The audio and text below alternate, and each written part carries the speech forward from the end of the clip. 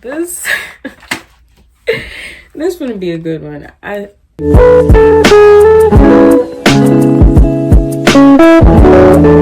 What's going on? It's me, Charlie Brown, and I'm here with another video. So today's video is gonna be a story time of one of my experiences surviving dating an Aries man. And y'all, why didn't nobody slap me? Why didn't anybody like save me? Like, I was drowning. Your girl was drowning. Anyway, let's get into it. Okay, so we're gonna call this Aries. We're gonna call him Teddy because that's just how he looks. Like, he reminds me of a teddy bear, so we're gonna call him Teddy. And the time that I met this Aries, it was in 2018, and I met him at work. We were actually co-workers, and at the time I was dating someone else. Like, we were in a full-blown like relationship for real. So Teddy and I never really had like much words for each other besides like work related things, or like just seeing each other in passing, like, oh hey, what's up, what's going on type shit. So one day, and it was like probably 2 to 3 days after my birthday. So, you know, like on my birthday, anybody on their birthday, you want to look good on your birthday. I had my lace front laid. It was some curly like bob situation going on. I had my individual lashes in. I was feeling myself. I was looking good, right? And I went into work and still looking good. And it was like, you ever like miss a day of school or whatever and you come back and you mad fly? Like, it was like that. So they had put me in the back office that day to like do packaging and stuff like that for like customer shoe orders and stuff. So I went in the back office, and Teddy was in like the back stock area or whatever, where like all the boxes were piled up, and I was like in the office with the computers and whatever. So somebody had came in the office while I had stepped out, I think to use the bathroom or something, and they had took the box cutter that I was using. So I was like, dang, I don't have a box cutter. But then I remembered he was out there. So I'm like, oh, hey, Teddy, like, do you have a box cutter that I can use? And then he had looked at me for a second, and then he pulled out like a pocket knife. And it was one of those like iridescent, like purple, green, whatever color. He was like, yeah. Just make sure, like, you know, you give it back to me and nobody knows that you have this. And I was like, all right. And that right there should have been the red flag. That should have been the red flag, but it wasn't. So I take the box cutter or whatever, and I'm like, you know, continuing my work and shit like that. And then before I know it, it's time for me to leave. So I give him back the box cutter and stuff, and I'm walking out. But before I had like left, I went to the break room to get my things. So I'm in the break room getting my stuff, and I had sat down for a minute to text my friend because she and her family were coming to like the plaza area where we're at to just do some like shopping or whatever. So I was texting her while I was in the break room, and then here he come in the break room, and he's over here just randomly like talking to me about how some girl at the job liked him or whatever, and how she was trying to get his Snapchat and all this other stuff, but he got a girlfriend. And I was like, okay, like, that's crazy. And he was like, yeah. And he was like, but what's your Snap? And I was like, very suspicious. And I was in a relationship, and he just said that he was in a relationship. But I was like, okay, like, it's no harm here. I gave him my Snapchat, and from the moment I had left work and onward, like, he and I had not stopped talking. Like, we were talking the entire time after I had left work. And in that time after I had left work, when he and I were talking, I was just like asking him questions to get to know him a little bit better. So I'd ask him like, oh, how old are you? And then he's like, how old do I look? Red flag. What is this, a guessing game? You're already playing games with me. So I played into it, and I was like, I don't know, like 22, 23, and I had just turned 19. I just turned 19. And he's like, oh, that's a good guess, thank you, or something like that, like being all flattered and shit. And he's like, nah, I'm 27. And I said, oh. So once he told me how old he was, I was like, it's not gonna be anything, like, that's just about to be my friend, you know what I'm saying? Like, it's not like that, it's not gonna be like that, that's just my friend. He could be like a big brother figure, I could go to him for advice type shit. That's not what happened. That's not what happened. So he and I continued talking. One day, while I'm out with my ex, while I was out with him, we had gone to like a basketball tournament for his job or whatever, because they were doing one for the employees, right? So I'm there with my boyfriend, and then I get a phone call from like a random number. And mind you, at this point I hadn't heard from Teddy in about like maybe like a day or and a half, or like maybe a day, I'm not sure. But I hadn't heard from him, and I knew it had been like a minute since last time I spoke to him. So I like walked out. I was like, oh hey, I gotta take this call or whatever. I walked out to take the call, and I'm like, hello? And he's like, Yo, Chew, you would not believe what just happened. This bitch is crazy. She hit me with a hammer. a hammer? She hit me with a hammer. She busted the TV. The police had to come. They wound up breaking up, and he winds up moving. Ooh, this is not straight. He winds up moving back to Long Island with his family, because that's where they stayed at the time. So during his move back to Long Island, like he and I just became a lot closer. And my boyfriend at the time like knew about him, but he was always like, oh, stop talking to that guy, like he's, you know, he's trying to flirt with you and all stuff. So I'm like, no, he's not. Like he's 27. Like it's not like that. Lo and behold, Teddy was starting to figure. And I mean, you know, who wouldn't? Like, I'm cute. Can we just, anyway. So yeah, I was having my own like personal relationship issues or whatever with the guy that I was with at the time. And that could be like for a different story time, or we would call him Bugs Bunny. I'm gonna call him Bugs Bunny. But yeah, we wound up breaking up. And in the midst of us breaking up, like I was saying, like, you know, Teddy was starting to feel me, and then all of a sudden I was starting to feel Teddy. So I was like, ooh, okay. And then one day he invites me over to his family's house in Long Island to like, you know, Netflix and chill or whatever. So I was like, I don't know, okay. So I did. And, you know, one thing led to another. And before I knew it, we were boyfriend and girlfriend. So the first month of our relationship, it was really great, but then it wasn't. One day he had slept over, and it was like early in the morning, and for whatever reason, like, you know, like the girls know, and I feel like guys know too, but you just have that feeling, you know, like when you wake up or something is just in your mind, like, yo, go through that person's phone, like, or do this thing, like you need to do this thing, like listen to what I'm telling you. So I had that moment, and I was like, let me go through his phone. So boom, I went through his phone. He was talking to all of New York. And at this time he had a new job, so he was definitely talking to girls from his job. He was talking to girls I didn't even know about, girls that he probably worked with before. Like he was talking to everybody and their mama. Okay, so when I saw that, hitting anybody in general is wrong, but I was young and hurt, and I'm pretty sure everybody had these moments. So don't me. Bruh, he turned on. He was like, oh, what? I said, me. Who is this? Like, who are you talking to? Like, who are these people? He's like, oh, it's not like that. It's not what it seems. You know, copping a plea or whatever. And I was like, you know what? Get out.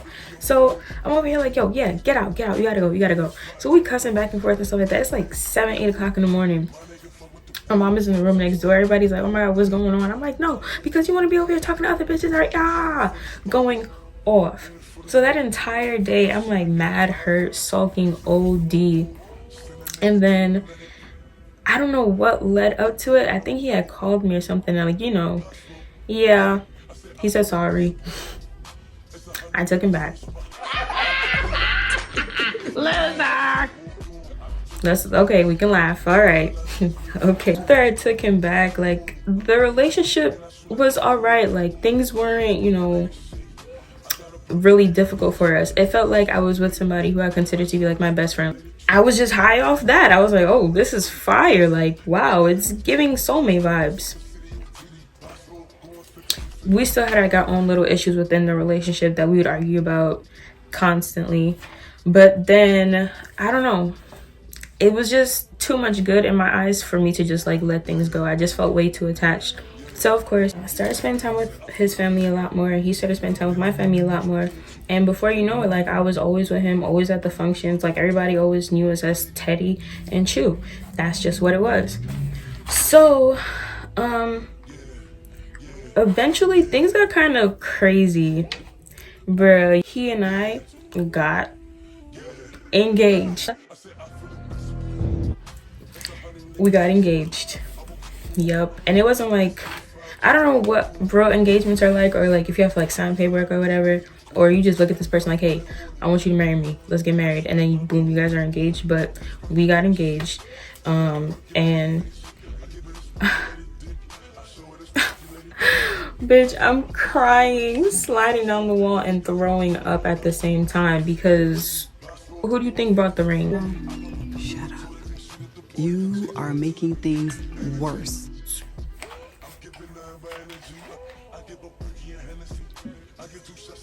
Who do you think bought the ring? It was me. I bought both. Hell no! Hell no! His and mine. I bought the rings like a dumbass, and it was just like, what? Why? But anyway, we continue with our relationship. You know, we were like talking about settling down for real and like having a family together and moving out together and all this other stuff, and everything was just moving, bro. Like everything was moving like at the speed of light. At a certain point, like he and I were both not working at the same exact time, so you could already like, that shit was giving very much struggle love, giving very much I hate it here, giving very much this is not okay. Anyway, so once that happened, he took it upon himself to get a job, which was great, because like, not for nothing, like, we were both looking for jobs, but like my job search wasn't going as great as his. So he went on a job search and he ended up getting a job driving taxis or whatever in Long Island. So being that I spent so much time with him, damn, these cars are fucking rude. Anyway, I gotta get out of Brooklyn. I can't. Anyway, so he ended up getting a job as a cab driver. So he was driving cabs and taxis in Long Island or whatever. So at that time, of course, I was spending a lot of time with him because I wasn't working, so I didn't have shit else to do. So we were always together. So I'd be with him sometimes, like dropping these people off and picking these people up and shit like that. Like we were always together. And then it was Memorial Day. So his family, of course, invited the both of us to like a backyard situation, like, you know, like a little cookout or whatever for Memorial Day. So we would show up together. I was feeling myself. I was looking cute. I was talking it up with his cousin or whatever, because she and I were like very close in age. So I'm kikiing with her and stuff like that. And then his aunt has some friends, I believe. And one of his aunt's friends was like crushing on him or whatever the case may be. And he had, like, he was always telling me, like, no matter where we went, no matter who we were with, no matter where we were going, oh, such and such used to like me. Oh, this girl right here used to. And it's just like, nobody wants to hear that all the time. Like, that's mad annoying. Like, nobody wants to hear that all the time. So this time around, he told me, and I instantly got tight because I was just like, bro, are you serious? Like, it's always something. I was like venting to his cousin about it. Like, yeah, girl, like, he always talking about, oh, such and such used to like him. Like, so what? Like, nobody wants to hear that. Like, what do you expect me to do? Like, you're telling me that for what reason? Like, what did you actually want me to do? So that happens, and yeah, my blood was boiling. I was mega super tight, and I was like doing my best at communicating that, but I wasn't because I am now, but I wasn't very good at like communicating my emotions and things like that back then. So of course I was very prone to like blowing up very often. So that's exactly what happened. I was trying to explain to him what my problem was, and he was not trying to hear me. So boom, I blew up, and now we're like arguing and cussing in front of his whole family. Like, it's going crazy. Like, they're trying to separate us and stuff like that, and like calm both of us down. And girl, I don't even know, like, I don't know what happened, but I feel like he had said something and it really struck a nerve from me. So I'm like, okay, like, just imagine us as like as like little people. Let me put this pen in my pocket. Imagine us as little people, right?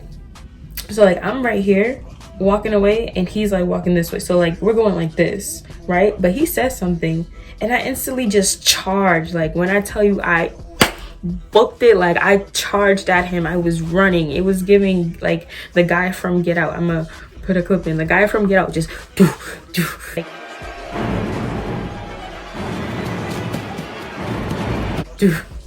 going. And if you know me in real life and like you've seen how I look in real life, like I'm like this tall, like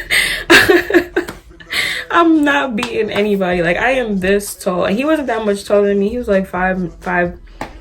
I'm gonna be nice because I feel like if he ever see this video, which he might, I'm gonna say he was like 5'10".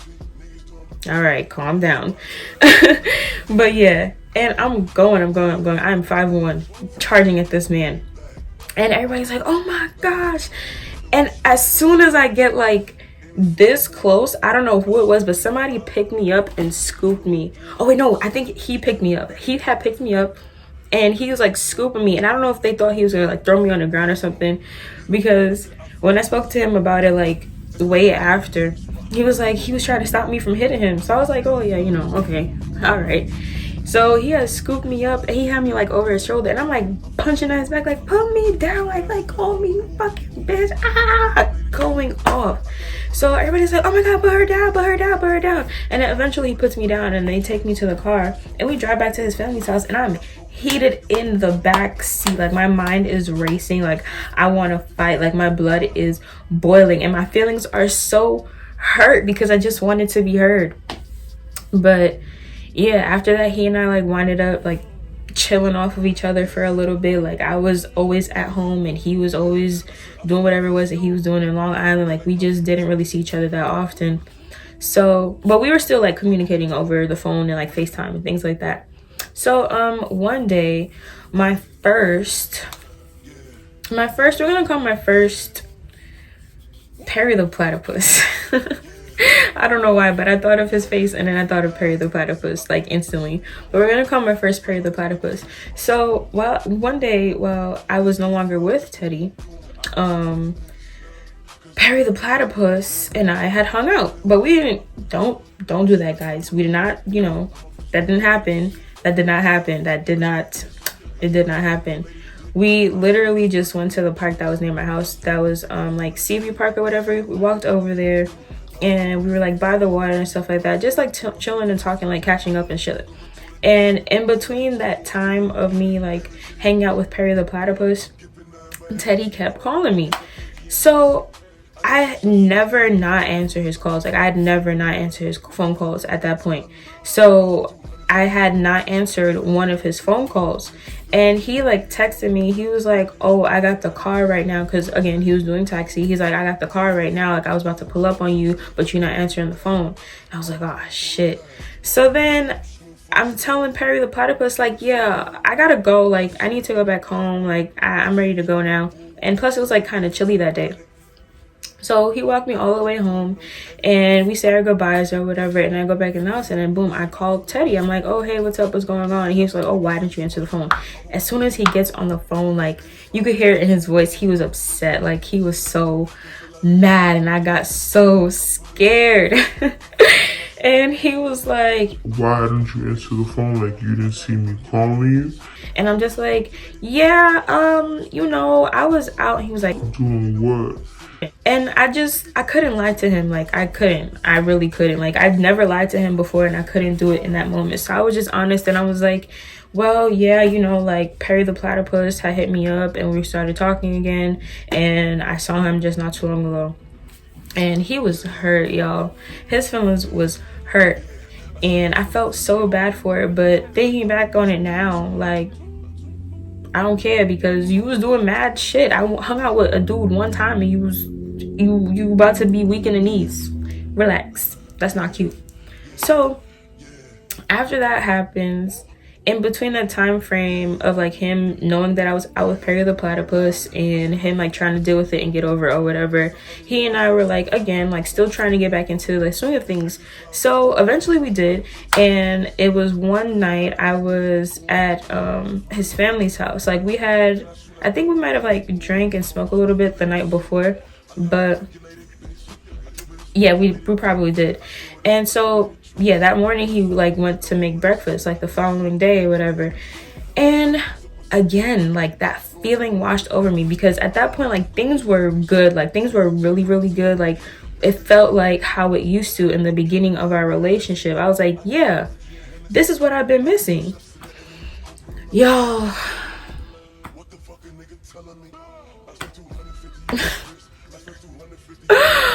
sliding down the wall, crying, throwing up profusely, ripping out my hair, biting my nails.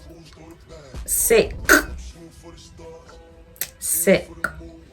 Why I go on his Snapchat, and not only was he talking to multiple women, he was talking to this one shorty, and he was chatting her up OD. Like, he was chatting her up OD, talking about, oh, we should go to a hotel, sending her pictures of himself, like not like inappropriate pictures, but like almost half naked pictures that I took of him.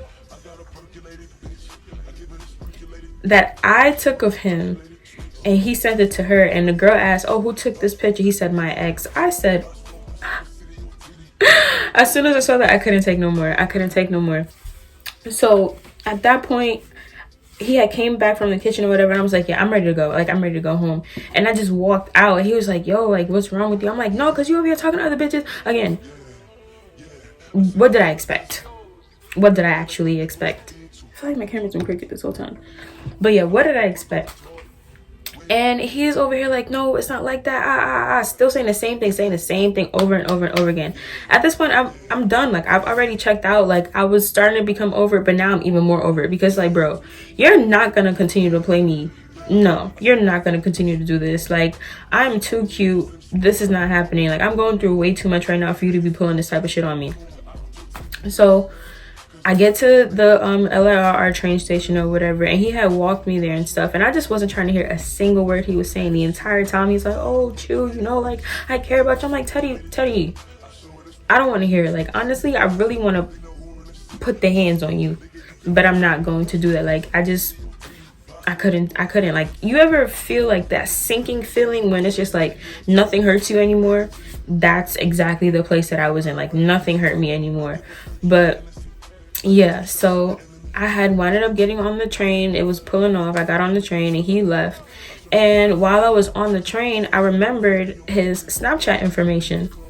So, like the thinker that I am, I logged into his Snapchat on my phone while I was on the train on my way home. I'm logged into the Snapchat. I'm reading. And then all of a sudden I get logged out. I'm like, oh, word? Bet. And this entire time he's busting my phone down. I'm egging all the calls. I finally answer once he logs me out of the Snapchat, and he's like, yo, like, can we just talk about this, because I feel like this is not right and I'm really sorry, like, I didn't mean to hurt you, all this other stuff. So I was like, yeah, let's meet up. So after I'm like, yeah, let's meet up, I tell him like what stop on the train is coming up next, and that's the stop that I'm gonna be getting off at. So he lives about like, or he used to live about like 15 to 20 minutes away from the LRR train station walking. So he had to walk from the train station, pay to get on the train, and wait to get to my stop, right? So I'm standing there, I'm waiting.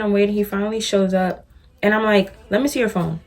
And he's just like, oh no, because this is what you wanted me to come here for. I thought you wanted to talk. Why would you do that?